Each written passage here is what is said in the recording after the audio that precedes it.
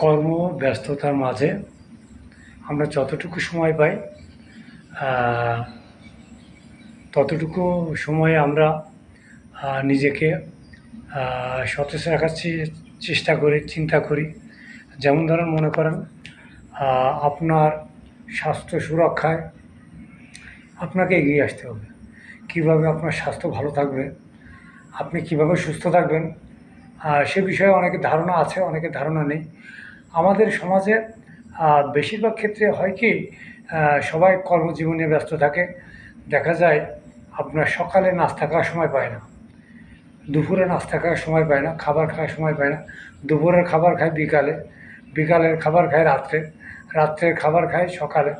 এভাবে প্রতিনিয়ত চলছে কর্মজীবনের মধ্যে দিয়ে বিভিন্ন ধরনের নিয়মকানুন, আইন আইন এবং তার স্বাস্থ্যের জন্য, স্বাস্থ্যের পক্ষে যে সমস্ত প্রয়োজনীয় যা কিছু, সব কিছুই ভিন্ন নিয়মে।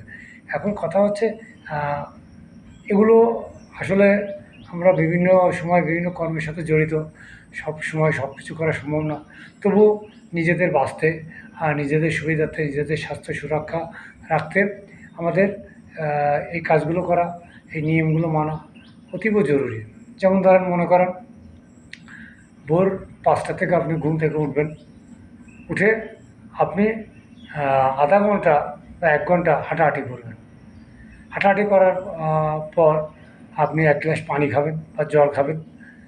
খাওয়ার পর আপনি দেখবেন আপনার বাথরুম পরিষ্কার হয় কিনা, মলমূত্র পরিষ্কার হয় কিনা। হওয়ার পর আপনি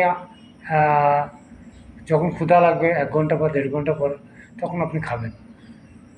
8টার দিকে গোসল করবেন। 9টা, 9:30টার দিকে আপনি ঘর থেকে ঘরের কাজ করবেন বা পুরুষ যারা আছে তারা বেরিয়ে যাবেন। 9টা, 9:30টার দিকে আবার খাবার খাবেন। 12টার দিকে আবার খাবার খাবেন। বেশি ভরা খাবার না, বেশি অতিরিক্ত কিছু না, পরিমাণে যতটুকু দরকার হালকা পাতলা খাবার সেগুলো খাবেন। আর 1:30টার মধ্যে আপনি ভাত খাওয়ার চিন্তা ভাবনা করবেন। 1:30টা কিংবা 1টা, 2টোর দিকে খাবেন না, এতে শরীরের পক্ষে ক্ষতি হওয়ার সম্ভাবনা থাকে। 4:30, 5টার দিকে আবার হালকা নাস্তা করবেন, বিকালবেলা একটু ক্ষুধা লাগে। এরপর আপনি আধা ঘন্টা বা 1 ঘন্টা হাঁটাহাঁটি করবেন বা শরীরে এক্সারসাইজ করবেন। এরপর আপনার